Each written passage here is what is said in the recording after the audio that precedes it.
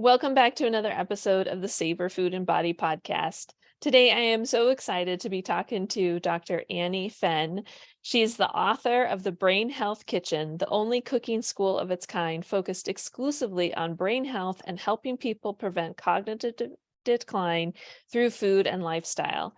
After 20 years as a board-certified OBGYN, she traded in her stethoscope for an apron to pursue her passion for the culinary arts.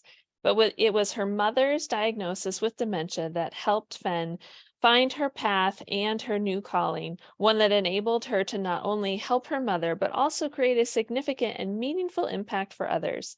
Dr. Fenn lives in Jackson, Wyoming, and you can find her on Instagram at Brain Health Kitchen. And we are here today to talk not only about her legitimate brain health kitchen, but to talk about her new cookbook that came out, I believe in December, just at the tail end of last year. And so she's been doing a whirlwind of book tours and retreats, and she has a beautiful online newsletter that we will tell you about as well. So if you, especially for women in midlife, if you are coming up against some cognitive decline or brain fog or whatever symptoms are coming up, this is for your brain health. This is going to be a really great episode for that. So Dr. Fenn, thank you so much for being here. It's truly an Oh, honor. thank you, Amanda. Thanks for having me. Please call me Annie.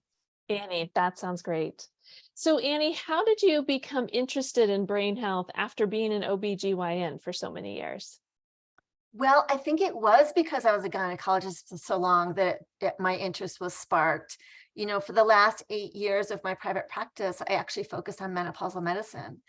And I had moved to Jackson, Wyoming, right out of residency. I trained in Chicago, moved right to Jackson. My husband and I just wanted to be in the mountains and have a mountain lifestyle. I ended up starting a practice and ended up being solo for many, many years. So towards the end of my private practice, I became the only certified menopausal expert in the state of Wyoming and also the states of Idaho and Montana. So I had a big referral practice where I was seeing so many women, who were going through menopause, trying to figure out how to manage it medically, how to manage it with lifestyle, exercise, nutrition, all of those things.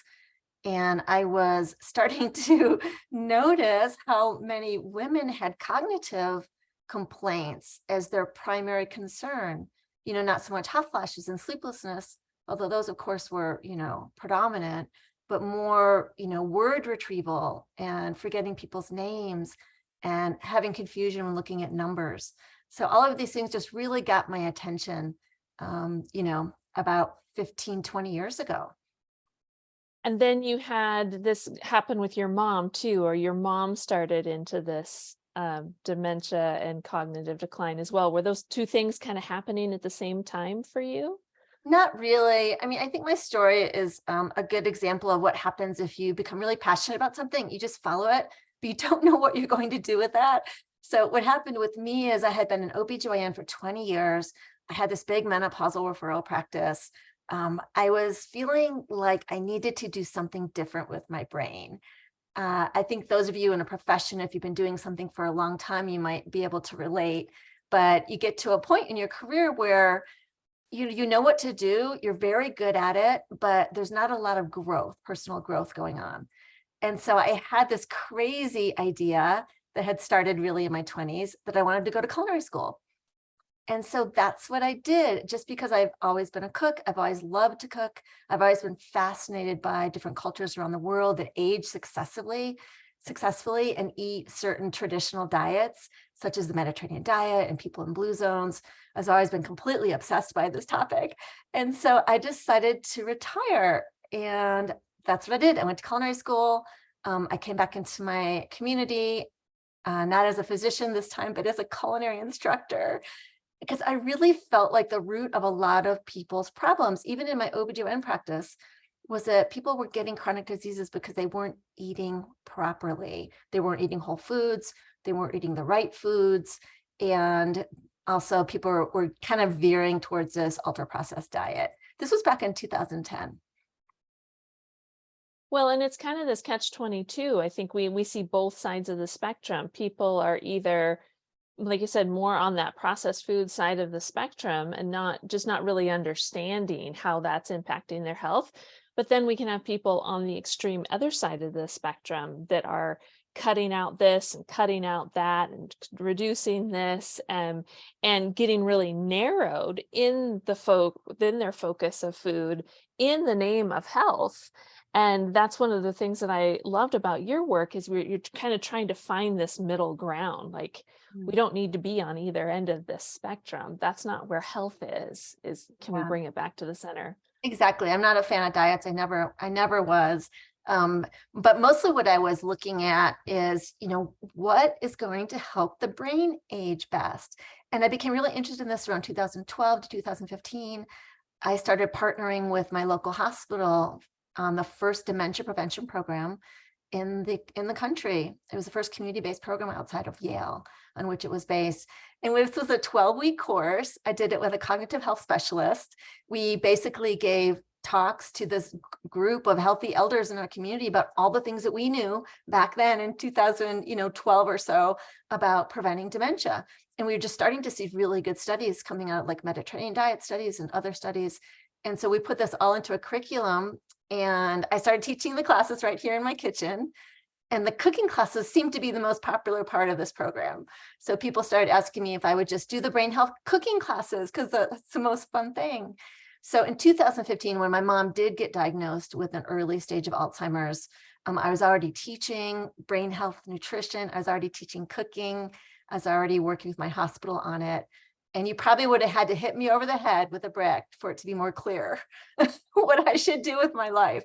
So I decided to launch the Brain Health Kitchen as a cooking school because I thought that was the best way to use my background and also to make it more fun for people. It's really just a platform for education. We're cooking and we're having fun. We're learning new dishes, which is always, just great.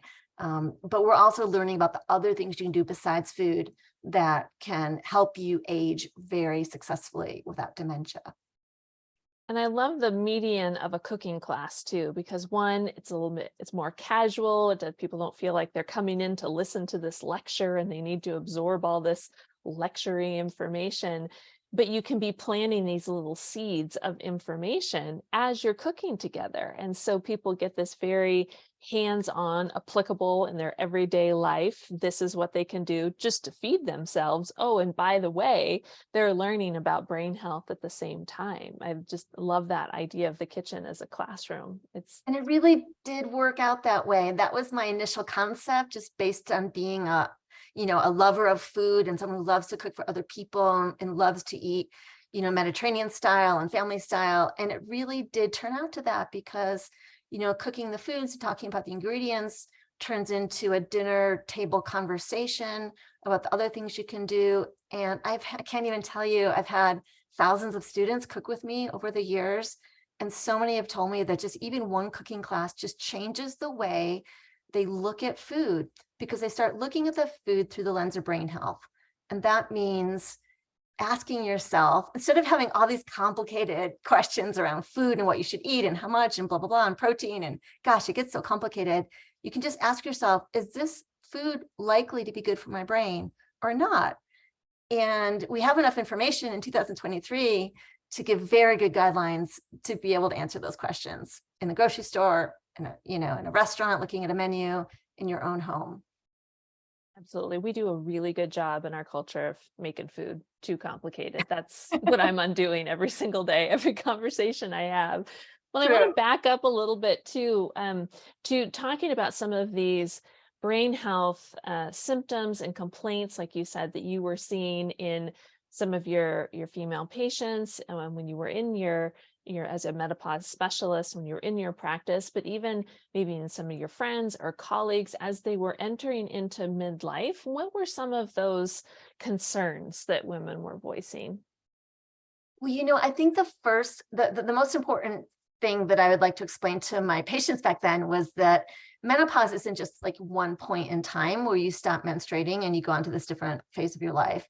Perimenopause is actually a long transition period. It can be an average of 7 years, but it can be longer, and it can actually start as early as late 30s. So I was still practicing obstetrics, and I would have women come in after the postpartum period is technically over, that very rough 3 months that you may go through if you You may recall if you've had a baby, it's really, really tough on your brain. But then after that, I would see people that they're not shaking it. They're not feeling like they're themselves. They're not feeling sharp anymore. And certainly sleep deprivation can be part of this. But women having babies in their late 30s, early 40s also just goes right into the beginning of perimenopause.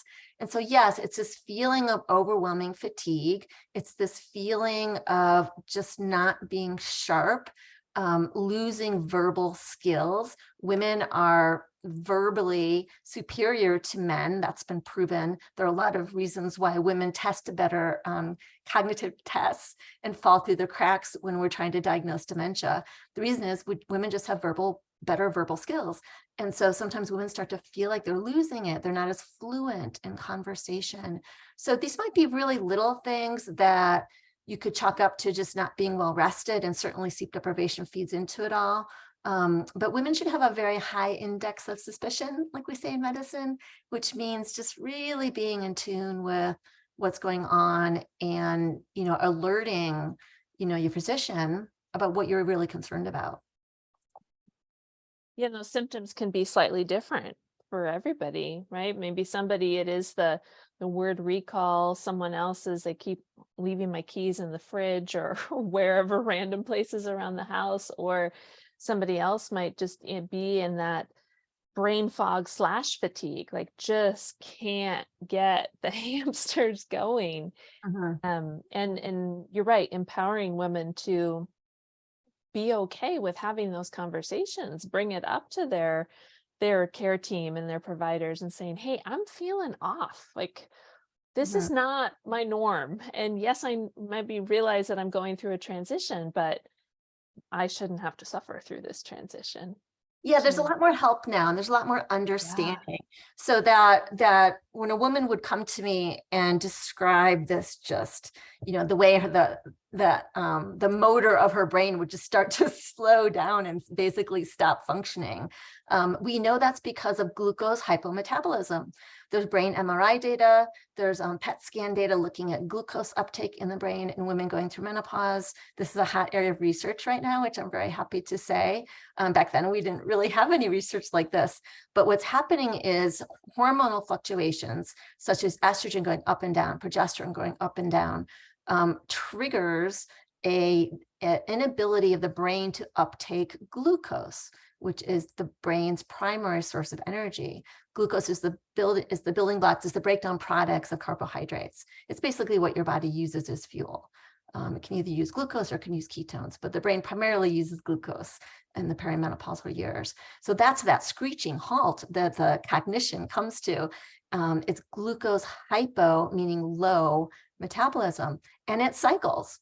And so, this can explain an overwhelming fatigue that could come across a woman just in the middle of the day for no reason whatsoever, even if she's well rested. Yeah, but then can it also, on the flip side of that, where she can have days where she's humming along, like crank out all the stuff and no problem. And then that screeching halt, I love the way you described it that way, because sometimes I am in perimenopause and it can feel like I'm done for today, but I was doing so well. So is it in that fluctuating, that hormonal fluctuations, as well as what's going on with glucose, that's creating that kind of erratic metabolism? Yeah, your cognitive state, your cognitive function pretty much follows the ups and downs of your hormonal milieu. And so during perimenopause, it's not really so much a state of estrogen deficiency. It's more like a state of estrogen excess, because certain times in your cycle, your estrogen is going super high because your body's whole function is to ovulate. And when the ovaries are getting old and they're not responding, your hypopituitary axis is pushing out more estrogen. So there's more estrogen sometimes, and then there's bigger crashes. So it's just these highs to lows, and the slope of the curve, so to speak, is what triggers it. So sometimes, yes, of course, there's times in your cycle you can just be humming along just fine. And then all of a sudden you'll have a crash. It might be around ovulation. It might be right before your period. It might be during your period. It might be right before your next period. There's all these things. So unless you're on, say, a birth control pill, where your estrogen progesterone dose is controlled and every day is the same, you won't notice any of these fluctuations until you go off the pill for like 4 or 5 days to have a break. And some women don't even do that anymore. If a lot of doctors, and I was prescribing this back then, to take the pill continuously just for hormonal regulation. Right. I think that's fascinating. And again, there's so much behind those hormonal fluctuations and how it plays out in so many different ways in our body that can really help women to understand, like, there's nothing wrong with you. There's just this overwhelming influence of what's going on with your hormones in a lot of different aspects of your physical and mental health, especially Yeah, in and I would cognitive. also add that it's really interesting that now we know that the food that you eat, the way you eat when you approach menopause, perimenopause, is really important. Again, because stabilizing your blood sugar levels is paramount, instead of like feeding into the crashes and the highs, with your blood sugar.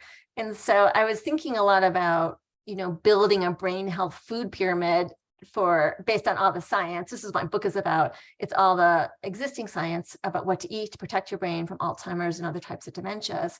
But then when I think about it through the scope of perimenopause, I think it's the exact same diet applies, because these foods have a low glycemic index, meaning they are the foods that are high in fiber, low in sugar, using hardly any refined sugars or refined carbohydrates, and they're less likely to spike blood sugar or cause any instability in blood sugar.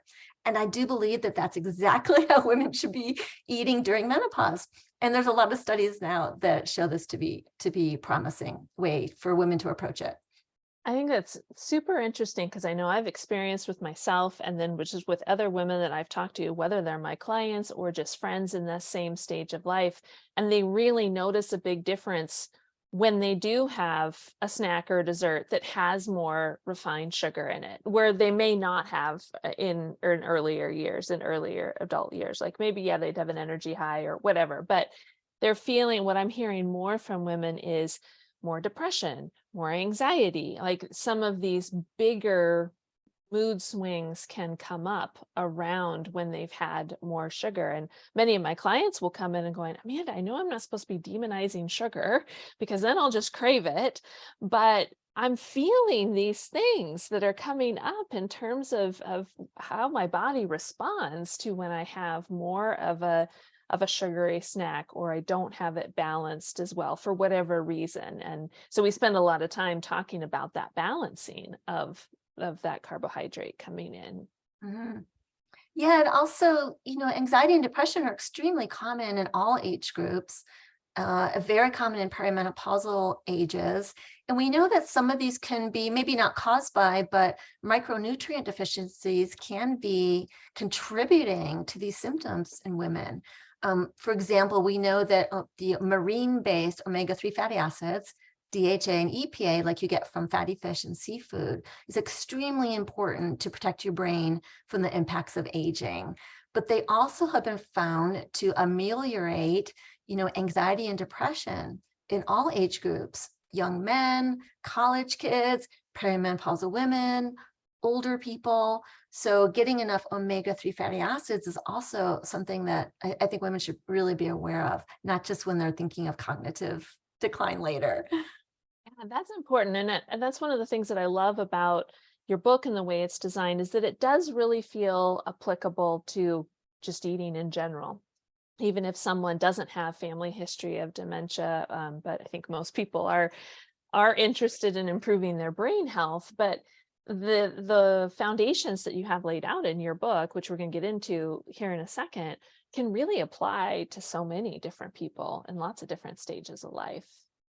It's true. I mean, most of the science we have that shows us what to eat and how to eat to prevent Alzheimer's comes from studying people at midlife between the ages of 45 and 65. But now we're starting to see more data in younger age groups. And I truly believe that young adults, in their 20s and 30s and 40s, it's extremely important for them to eat a brain healthy diet, just like it is for kids and adolescents. But we just don't have a lot of data on this age group. But this is when you build healthy habits. This is when you sort of define who you are as a person. Like I have two boys in their 20s, and they can identify as people who care about their brains, people who try to eat a brain healthy diet. They are people who exercise. I mean, these identities are so important because that can take you through your entire life with good habits. So when you reach these critical age groups between 45 and 65 that are important for preventing dementia, you've already got great habits and good brain health going in. Yeah, that can be really important for sure. And so when you're talking about the research around what to eat and how to eat, we've had lots of years of research on the Mediterranean diet and its health benefits, both for cardiovascular health and bone health and mental health and all the things, and including the social aspect of the Mediterranean diet too. So, but I'm wondering if we can also look at this mind diet that you talk about in your book, and the studies that are now coming out about that, and how is it similar but maybe different to the Mediterranean diet? What are the overlaps? Oh, sure. That's a great question. So, as you said, the Mediterranean diet has been around since the 60s when Ansel Keys started describing it. And it was meant to describe the traditional diets of people who live in the countries around the Mediterranean Sea. We think of Italy and Greece, right? But it's also Spain, it's also Turkey, it's also, a lot of other countries too. Even though they might be different in terms of the way they live and some of their foods, they had the same kind of dietary pattern, the way they ate and the food groups that they chose. And it was noticed back in the 80s and 90s that people who follow a Mediterranean diet have a lot less heart disease, less heart attack, and less stroke, up to 30 to 40% less in some large studies. And so that got the attention of the brain health nutritionists at Rush University. So in 2015 is when the MIND diet study came out, the MIND diet. And basically, Dr. Martha Claire Morris, who is the lead researcher, she had been a nutritional epidemiologist for over 20 years. So she'd already studied a lot of food groups as pertaining to how they help you age or whether or not they're associated with Alzheimer's and dementia. So she's the one that asked the question. We know the Mediterranean diet is good for the heart. We know that people in Mediterranean countries and blue zones age really successfully and they don't get dementia. They may be 100 years old and still no dementia, right? What if you took the Mediterranean diet and made it even more brain healthy? So that's what the MIND diet is. It's a brain specific Mediterranean diet. And it's actually a hybrid between the Mediterranean diet and the DASH diet. And the DASH diet is most people don't know about the DASH diet, but if you have high blood pressure, you probably do because your doctor probably tells you to follow it. But the DASH diet is very effective in lowering blood pressure. So one of the axioms of healthy brain aging is what's good for the heart is good for the brain, because Alzheimer's, clearly half of Alzheimer's also has facets of vascular dementia, meaning unhealthy blood vessels. So the two go hand in hand. So what Dr. Martha Claire Morris did was she drew on the knowledge of studies that she had done on fish and seafood, on berries, on leafy greens, on different types of vegetables. And she came up with 10 brain healthy food groups and 5 food groups to limit or avoid. So it's very similar to the Mediterranean diet, but there's a few differences.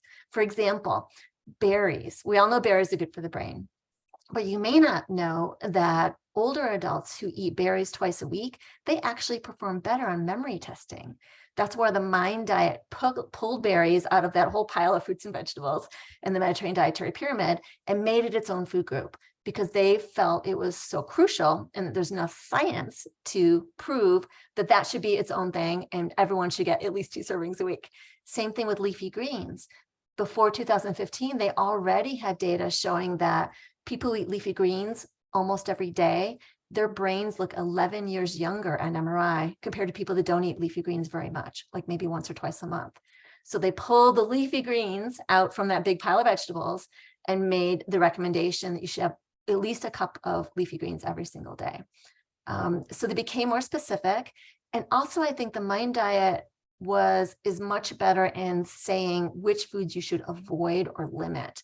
The Mediterranean diet famously limits processed food because there just wasn't a lot of ultra processed food back in those days in traditional Mediterranean cultures. Now there is. Now, of course, it's, Americans have exported, all over the world, but there wasn't a whole lot of that problem. But what the MIND diet researchers did, they said, okay, there's certain foods that are going to contribute to Alzheimer's.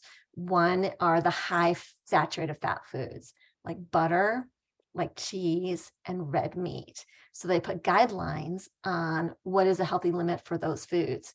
They also looked at the American diet and said, okay, a lot of the fat in the American diet is coming from pastries and sweets. Things like, muffins and cakes and pastries and things that you buy that are wrapped at the grocery store that are processed in a factory, those sorts of things.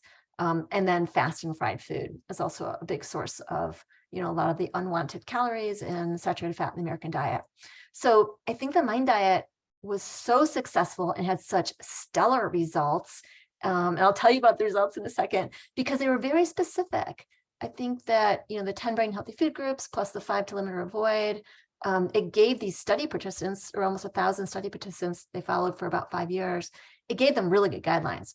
And so at the end of the 5 years, the people that adhered to the MIND diet guidelines most closely, meaning they had the best score, eating all the good things, not eating many of the bad things, they had 53% less Alzheimer's at the end of just 4.5 years.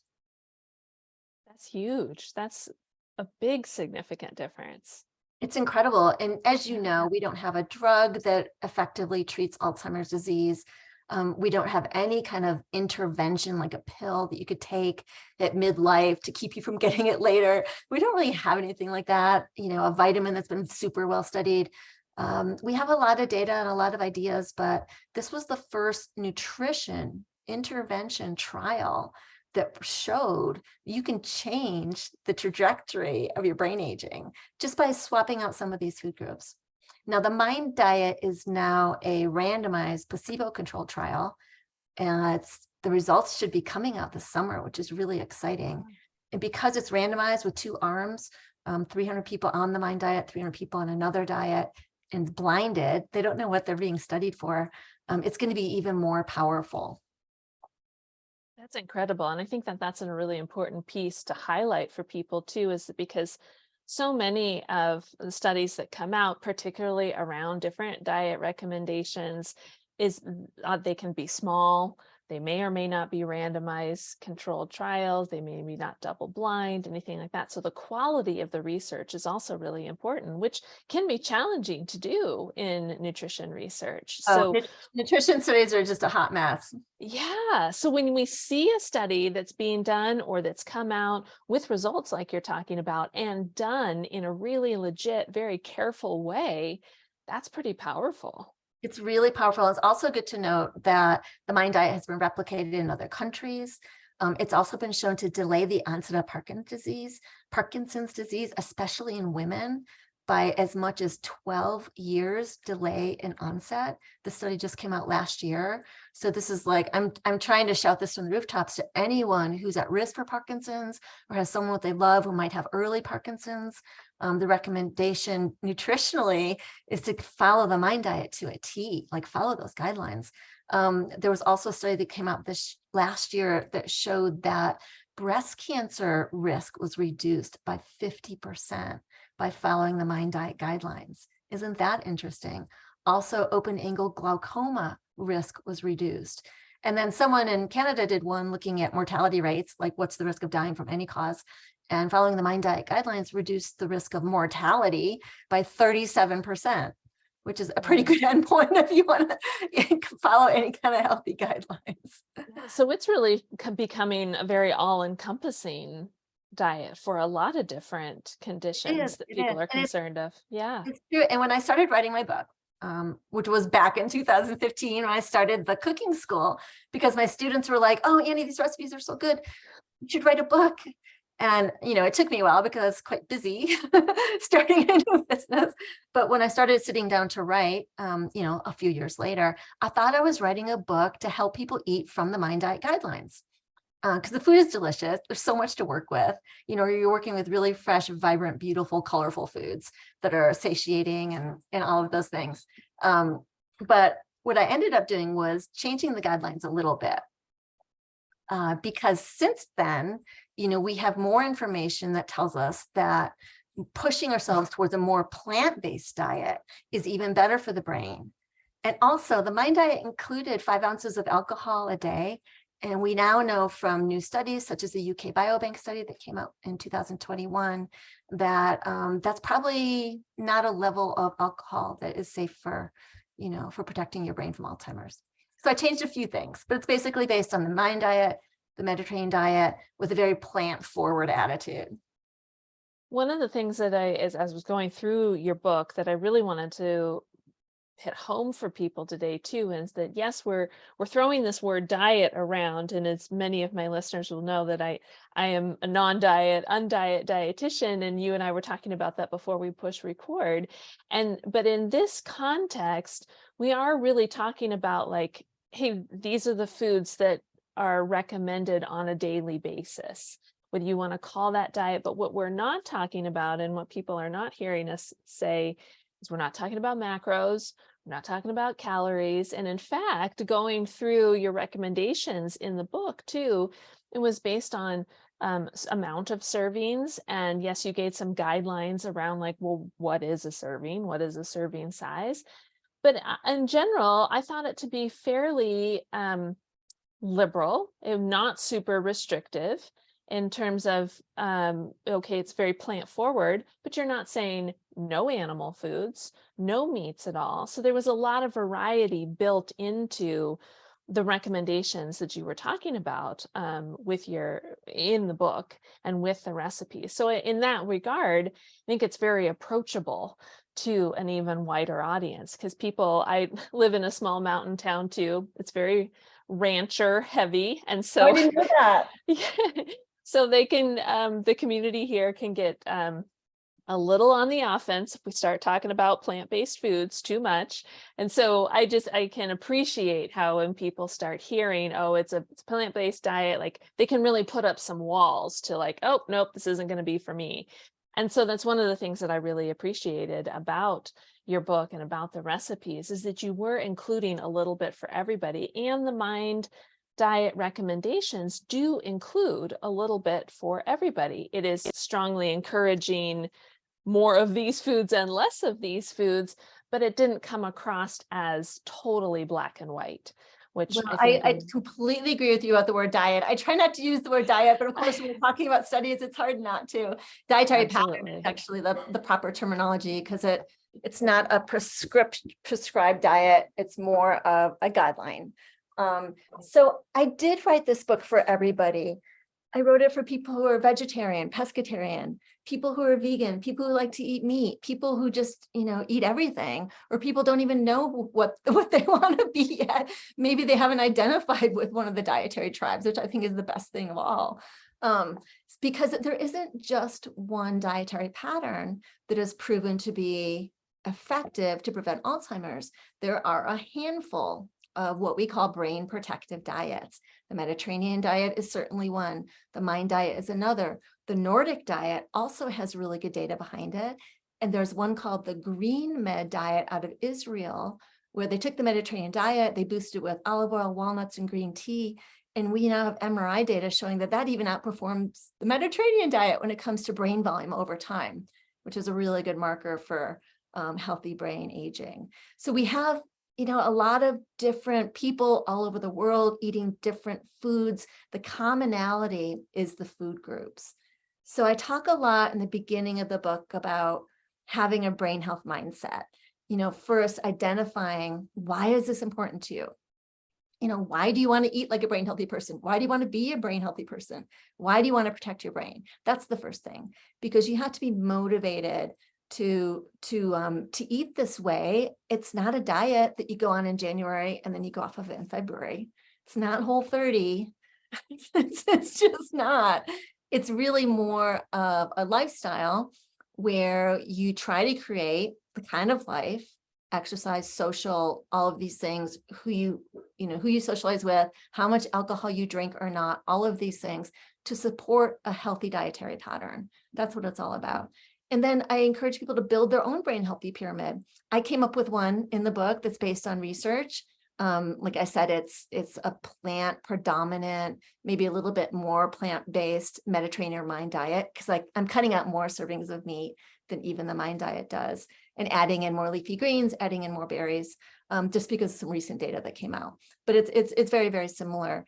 And I want people to build their own brain health pyramid and start with, there's a long list of brain healthy foods.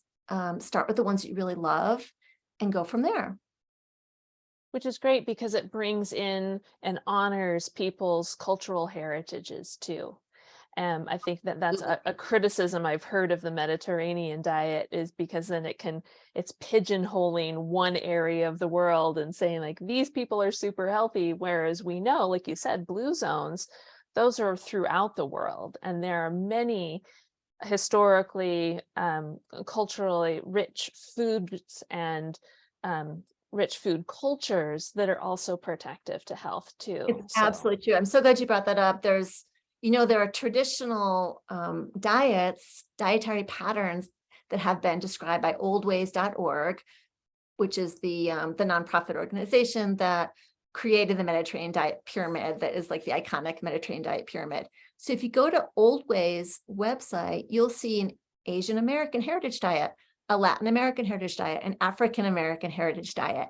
And if you put these side by side with the actual Mediterranean diet, they look so similar. And I wanted to include these in the book, but they just didn't make it into the book. But I have them on my newsletter somewhere. But if you look at these, and let's say that you followed like this Asian American diet growing up because that's how your grandparents eat, you'll notice that the food groups are there. The fish, the seafood, the grains, the leafy greens, the vegetables. There might be different types of vegetables, different types of leafy greens and fish, but the proportions of the foods are all there. And so I think that, yeah, we're definitely not saying that you have to eat like a white person who comes from Italy or someplace like that. It's more like digging into what your food heritage is, what makes the most sense for you. I like to talk about FIT, F-I-T, when it comes to the brain healthy diet. It's going to be a good fit for you if it makes sense, if it's food you love, if it fits your budget, if it fits your proclivity, whether or not you like to cook or not. Some people do not like to cook, and I can appreciate that. So a lot of the recipes use what I'd like to think of as conveniently healthy foods that are minimally processed, like marinara sauce from a jar, or canned beans, or frozen butternut squash, or frozen peas, things like that, that are actually like very nutritious and very budget friendly. So it might be just drawing from foods like that so you can assemble a meal rather than spending a lot of time in the kitchen. It really has to fit to make this a lifelong way of eating to protect your brain. And we have decades and decades to work on this, right? It has to fit. It has to be a really good fit for who you are. when I read that in the book, I thought, oh, this is just another use of a beautiful analogy that will really stick with people. And you were also using it to describe, if you're not cooking at home and you're out, you're traveling, you're going out to eat, to give some people a perspective to still enjoy their lives and be social, which so many of the rigid diets don't include that. You have a list of do eat and don't eat foods, and the don't eat is usually longer than the do eat. Right. And so that was a really a great piece of your book to really be Yeah. For including example, that. the dietary patterns or the fad diets that say that you should be eliminating grains, like all grains. There's so much data that says whole grains are part of a healthy diet. They contribute to longevity, they contribute to brain health, they reduce inflammation. The biomarkers for inflammation are reduced in people who consume whole grains. It just gets all confused because in the US, 98% of the grains that people consume are ultra-processed foods, like all-purpose white flour, for example, or bagels, or flour tortillas, or white bread, or hamburger buns, or hot dog buns, or you know where I'm going with this. It's all processed white flour. So yeah, eliminating those things, of course, I completely agree. But there's a distinction there between whole complex carbohydrates from grains and refined ones. So that's just an example of, say, where things like the paleo diet go wrong. There's good things about diets like that, but when they're asking you to eliminate an entire food group, even though you're not allergic to it, then that's a red flag.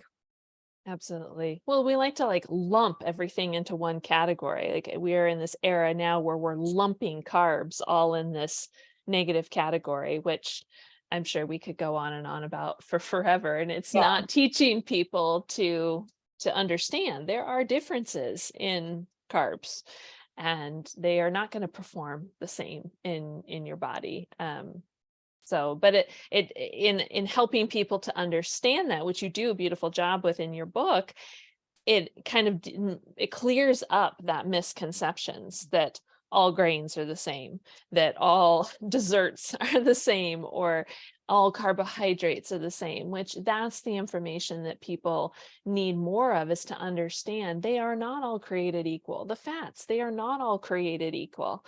And some are heart protective, brain protective, health protective, and some are not. And so to stop lumping everything into Mhm. categories, which we are famous for with our fad diets. Yeah. So So, good. Annie, aside from your beautiful book, which we will put links to in the show notes where people can get copies of that, but where else can we send people to learn more about your work? Tell us how we can get on your newsletter, which is Oh, also a sure. fantastic resource. So, the book came out January 3rd of this year. So it's just turned 6 months old. It's been a crazy, crazy 6 months. And in December, I actually launched a newsletter to go with it. And the reason I did that is because there's so much information I wanted to share with people that didn't fit in the book. I mean, the book is 400 pages. It's got a ton of science. It's got 100 recipes. It's got full-fledged chapter introductions and full discussions of a lot of the things we've been talking about, but there's still so much more, and it's also changing. I spend a lot of my time reviewing the current literature, and I like to write about it to my newsletter subscribers so that they know about it right away. So I have a newsletter on Substack, and the address is brainhealthkitchen.substack.com. And there's a free monthly newsletter. And if people want to subscribe at a different tier, then I write to you twice a week, either with a recipe or with just an update of a new study or just some guidelines, just things to help people on their path for brain healthy living. I also have a website, brainhealthkitchen.com. If you go over there, you can dip your toe into brain healthy cooking. There's about 100 recipes over there. There are also some articles. There's one really great article. We'll send you the link so you can have it in the show notes for, the mind diet and breaking down the 10 brain healthy food groups in the mind diet. And then there's another article that breaks down the 5 food groups to limit or avoid. Now, in my book, like I said, I added alcohol to the 5, so now there's 6. Sorry, everybody. That's Not very popular when I'm speaking about this. well, it's teaching people some moderation a little bit, which we can be challenged with in this culture, in this country, for sure. Yeah. Yeah. And then you can also find me on Instagram at Brain Health Kitchen. And I do a lot of education over there. Sometimes I'll highlight recent studies. I'll share recipes. In my stories, I often just kind of do outtakes of what I'm cooking on a day-to-day basis. Because I'm cooking and eating brain healthy every single day, just like I really want everyone else to. So the purpose of that is just trying to help everyone show you how it's done easily. And I mean, sometimes I just open up a can of, the other night I made a chicken dish and I didn't feel like cooking and I had very low energy for, making dinner. As some people could probably relate. So I opened up this jar of tapenade, which actually had a really clean ingredient list, which is eggplant, tomatoes, capers, onions, garlic, kind of like what you would open and put on bruschetta. I dumped that on the chicken and let it simmer, and it was absolutely delicious. It was like my 2-ingredient thing. That So I'd like sounds to show awesome. people, you don't always have to cook from a detailed recipe with a lot of ingredients. The book has a lot of detailed recipes, also has a lot of really, really easy recipes designed for people who don't have time or, just don't cook a lot, but still Absolutely. need to eat for the brain health. Yeah. No, I mean, all the recipes for sure are very approachable, no matter where someone is at in their culinary skills journey. If they have a little bit of curiosity and they want to play in the kitchen, the cookbook is a great resource. So we'll put links to all of that in the show notes. You have a tremendous library of resources for folks too. So Annie, thank you so much for being here today. It's been a pleasure to get to meet you after I've been Thank following your work you. for the last 6 months. And it's just really cool to see where this book has gone and your newsletter has gone. It's just going to be helping so many people, women in midlife and others, which is Oh, amazing. thanks so much. I really just my mission is to help people out. I want people to protect their brains. I want them to know the simple things they can do. And I just really want people to enjoy their food, not feel guilty, not eliminate things, just really have a joyful, abundant food life. So thank you for having me. It's been a pleasure to share all that.